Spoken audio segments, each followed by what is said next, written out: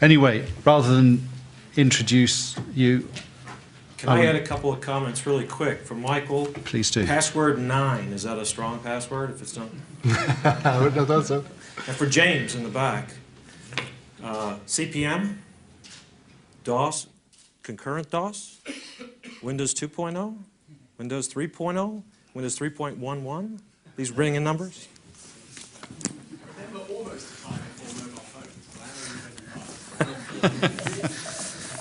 So thank you, Paul, for inviting me to speak. I'm going to shift the thinking a little bit because what I have today is not another briefing to scare you. I'm already scared and I'm ready to put my phone in one of those biscuit tins that the Germans are now doing in meetings. How many of you read that article? They're starting to put their phones in meetings in biscuit tins because they're worried about nefarious behaviors. But what I want to offer you today, I want to brief you on something we're doing in the United States. And I want to give you some food for thought for whether or not this would work here. And I was wondering how to open my presentation. And thanks to the previous speakers, they gave me a wonderful opening. So I want to give you some terms to keep in the back of your mind. From Rich, Risk Intelligent Organization. Risk Intelligent Organization. Keep that one in mind. From Paul, Foreknowledge. From Pater, I'm probably pronouncing that wrong, I apologize. Pater, right? Is he here? Is that right, Pater? No surprises, influence executives. I don't know if this mic is working. Is it working? Can you hear me in the back? A couple of speakers spoke about NDAs. We can't tell you. We can't tell you we've signed NDAs. Keep that in mind. Question came up. Give me an example of a successful DDoS mitigation. Somebody laughed back there. James, cyber victory, there's more of us than them. And finally, Michael, I love the term misfortunes of others. You'll see in a second I have many screw-ups. You'll almost think I couldn't hold down a job. And finally, also Michael, know your enemy. So, a little bit about me first, just to kind of set the context. 30 years of IT design development. I started off as a Navy cryptologist in the United States Navy, retired in 1997. I retired from a little three-letter agency called the National Security Agency, in case some of you may have heard of it. I've held a number of jobs. I hold committee positions with privacy and security in the United States. I've got a lot of scars. I've seen a lot of successes. I've seen a lot of failures. These are some of the organizations I've worked with. I was a member of the Naval Security Group for 20 years. National Security Agency, many federal agencies, even local police, even the NYPD has the same problems that you heard discussed in this room today. So there's nobody who escapes this stuff. But I'm not here to scare you, but you heard these things, and I'm going to quickly go through this. The consequences, the financial consequences you heard about. One other risk item that's emerging now in this cloud environment, just as a footnote, how many of you are on shared sources or on the cloud? How many of you heard about the FBI in Dallas confiscating the servers out of the data center in the middle of the night? You know how many other companies were on those servers besides the ones they were targeting? How do you factor that into your risk management? That's a whole other presentation. So cyber is an enabler. I'm coming into Europe. I've spent my whole life in the United States. I have personal reasons and also just second half of life reasons for coming to Europe. I've worked with NATO in Belgium. I've been to Amsterdam with a Microsoft effort they're trying to deploy to help public safety there. But it's very interesting that even the EU Organized Crime Threat Assessment for 2011, how many of you have seen that? It's on the website, and I can give you the website later. But if you look at it, there is a pointer on here. I think I just did. There we go. Not that one. How about that one? It's not all about cyber crime in the sense of tangible crime. They're also doing it and using the internet in general for command and control of criminal activities that may not have cyber consequences. So they're using social media sites to send plans to each other through steganography and other means. And the threat assessment makes some very interesting statements about marketing victims of human trafficking. When's the last time you heard about cybercrime and human trafficking? You hear about child exploitation and pictures and photos, but not about the transactions. We saw a movie the other night about 3 children who are being trafficked through London, in fact. But you don't hear about the cyber aspect of that. You just hear about the physical aspect. The adversaries, everybody today talked about how organized they are, how motivated they are. It's a new landscape. That same threat assessment talked about it. Highly mobile, flexible groups, widespread, illicit use of the internet. So it's not just about the cyber crime, it's not just about stealing money, it's about making money in illicit activities, but using the internet to communicate and for command and control purposes. So I offer you that we need to organize like the bad guys. It's going to take a network of us to defeat the network of them. Okay, so that's my first offer to you. We can't do it individually. We can't do it just by signing up to memberships of organizations and getting the monthly newsletters and magazines. We can't do it by just going to training classes and becoming certified. Each of us in the room has a piece of the puzzle. In my old NSA days, each of us has a piece of the puzzle, and we need to bring those pieces together to learn more about knowing the enemy. So what I want to tell you today is about infragard. How many of you have heard of infragard, the US infragard? 1, 2, 3. So I want to tell you about infragard, and then I want to show you a little model about maybe how it might work here. Starting in Ireland, maybe expanding to Europe. But it's not me, it's got to be you, and I'm certainly willing to help. And I think the ICTTF, with what Paul started, is a perfect platform to launch this. Now let me show you. It's a public-private partnership established by the FBI in 1996, and it was largely focused around cybercrime. And the problem was companies were getting hit, but they weren't talking to each other, and they weren't talking to the FBI. So the FBI started this project that said, we will protect your fiduciary interests. We won't tell people that you got hit, but we want to learn about it so we can go investigate it. And that's another one of those risk items, like I mentioned. You know, if it becomes an investigatory matter, is your risk model factored in, not having a server? So do you have a continuity of operations or a business continuity plan? How's that factored into your IT plans? Disaster recovery is a very painful process. So we're up to like 42,000 members, 84 chapters around the US. We have 5 objectives. First and foremost, the FBI wants to share threat information with the owners of critical infrastructure. And I'm going to tie this into critical infrastructure. That was the title of my presentation. Because I believe almost everybody, if not everybody in the room, is somehow a member of the critical infrastructure of either Ireland or whatever other country that you come from. Telecommunications companies? How many? Aircom? Food and agriculture? At least 1, 2. Financial services? Any defense? Public safety? Public health? Each of you are a piece of a critical infrastructure. I'll show you a picture in a minute that shows you how it fits in. So in the US, it's largely the government agencies that know the threats. And so the FBI wanted a way of sharing that threat information with those different communities. Second is, they want the communities to share information with them. Tell us what you're seeing.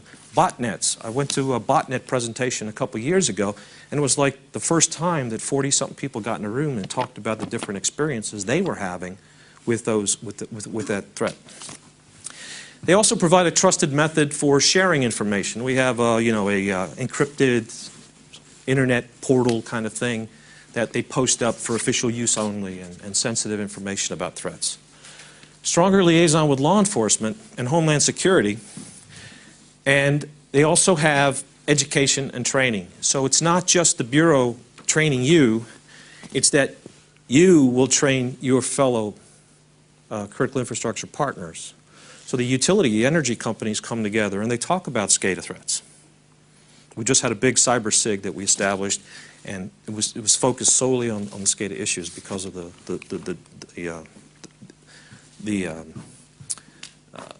threat that it posed. So we have a 2-tier level. We have a national non-for-profit corporation that oversees all the chapters, and then every state has at least 1 chapter. Some states have 2. The national level folks deal with the big relationships with the FBI. They manage the protocols, the bumpers in the lanes. What does infragard do? What doesn't it do? And then we have local organizations, which I'm a part of. In fact, here's the Maryland website. I was past first vice president. I was the programs director. I've been involved about 5 years, and it's been extremely successful. The FBI won't tell us exactly how many cases came out of it or who may have gone to jail because of the tips and leads that we collected and shared and the information shared, but it's been a very important part of our efforts in Maryland to protect Maryland's critical infrastructure. DHS came into the picture a couple years ago, and what they brought with it was their National Infrastructure Protection Plan. And it's basically the same kinds of things, except it has a little bit more of a terrorism flavor to it. So they're more about protecting critical infrastructure from terrorists. The FBI was much broader because they're looking at things like identity theft and financial fraud. Mortgage fraud was a big deal. And all that uses the majority of the infrastructures that you represent, the financial systems, the telecommunication systems. So these are our 18. I would venture to say everybody in the room could probably identify with one of them. And even if you're a consultant, like I am now, I still fit within the defense industrial base. Because as a consultant, I talk with other defense contractors, local law enforcement, and I help them to do better in understanding the threats, managing the risks, and the other important thing is the consequence. The DHS, the normal risk model was likelihood and consequence. Likelihood and consequence. The new model brings in threats, vulnerabilities, and then consequences. And there's a lot of information available on the website. If you go to dhs.gov or fbi.gov and look up, or infragard.org, you can find lots of information. And that's the beauty of this, I think, that if we bring this to Europe and we start forming better information sharing among the infrastructure owners in Europe, we don't steal anything. We can admire a lot of things that have already been put in place, and we can learn from the infragard chapters and what's been done already and apply it here. We look at 3 different threats. Physical threats is like the Mumbai Hotel, the Intercontinental Hotel, physical gates, guards, security systems, video cameras, alarms, access control. Cyber threats, I don't think I need to explain that. But the other one that quite often gets lost in the noise is a human threat.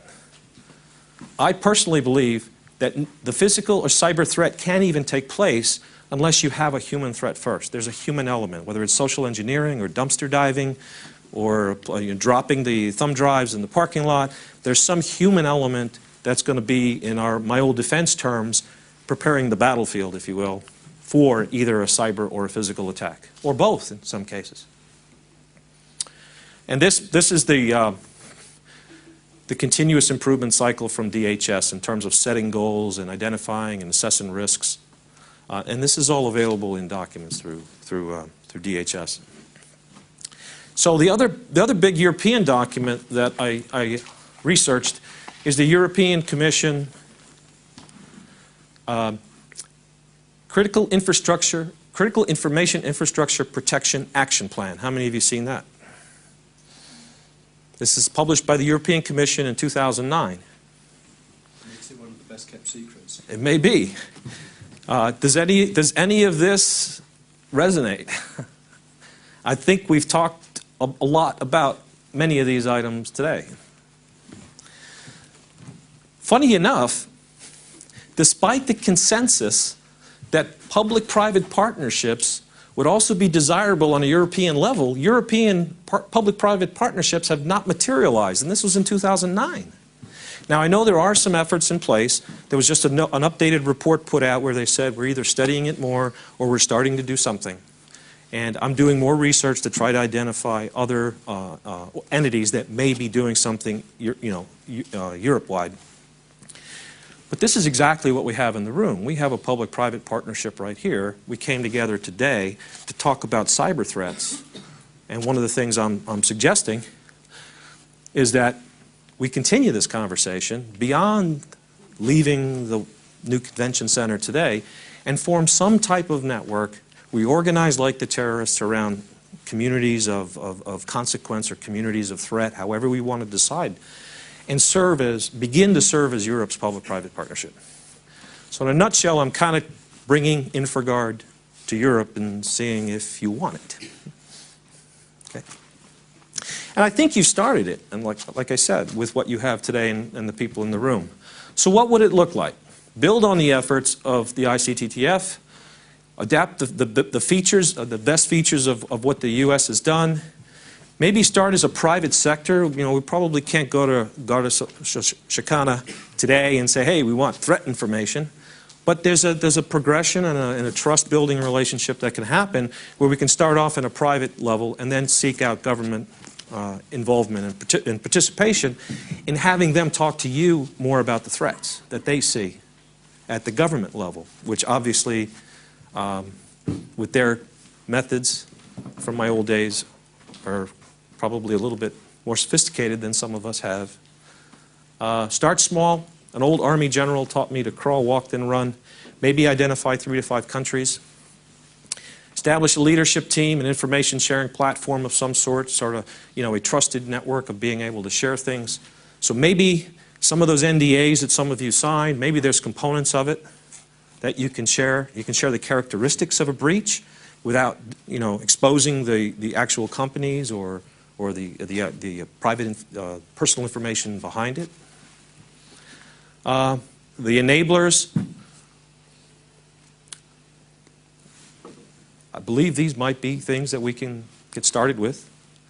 And then, of course, can it work in Europe? And I'm sure some of you might be wondering, Chuck comes from a nation of 50 states, and there's one FBI, and they have domain over everybody. And that's true. So in the U.S., one country, one government-led agency, one set of laws, one central body. We have a very a federated model. Europe, many countries, many sets of laws, many government agencies. There's no central body except possibly the European Commission, and there's another communications agency, I believe, under the EU Commission that may be a partner in this. So in the U.S., we look something like this, where there's a national board, we have state chapters, and then we have special interest groups based on either horizontal, like cyber threats, or we go vertical with food and agriculture, special interest groups, or telecommunications, or defense and defense sector. For Europe, it might look like this, where select countries that have an interest and there's a company that wants to get started might form a cell.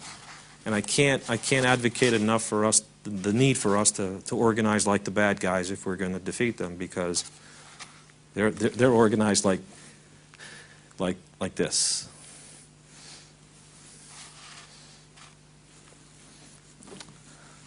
Next steps. Possible next steps, if you like the idea. So this is where I give you homework now. Think about it.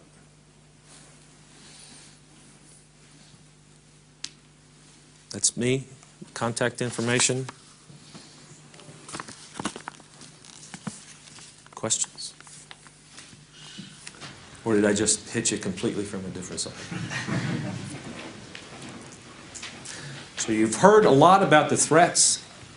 We're all sufficiently scared. What I'm offering you is a possible way of organizing to help defeat that threat, or even to minimize it a little bit.